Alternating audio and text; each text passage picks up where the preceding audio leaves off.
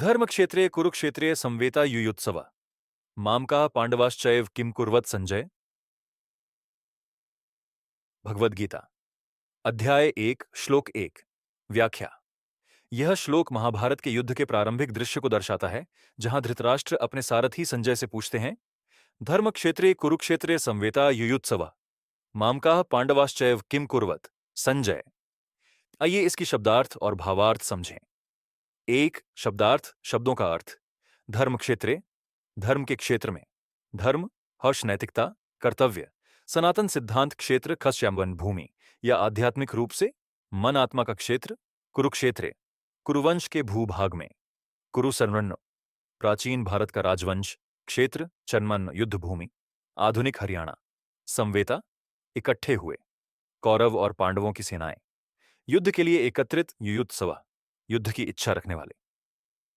युद्ध के लिए उत्सुक मामका, मेरे धृतराष्ट्र के पुत्र।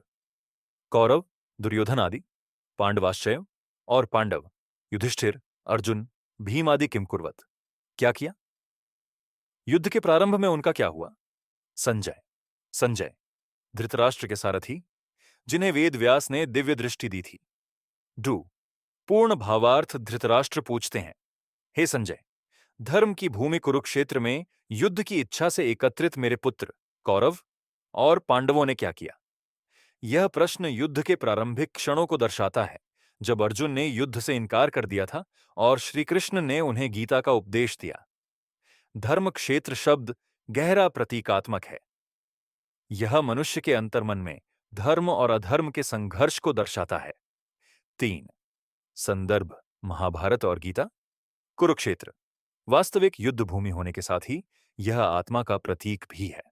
गीता 13.1 में श्री कृष्ण कहते हैं, इदम शरीरम ची कौन्तेय क्षेत्र मित्य भिद्यते, यह शरीर क्षेत्र है।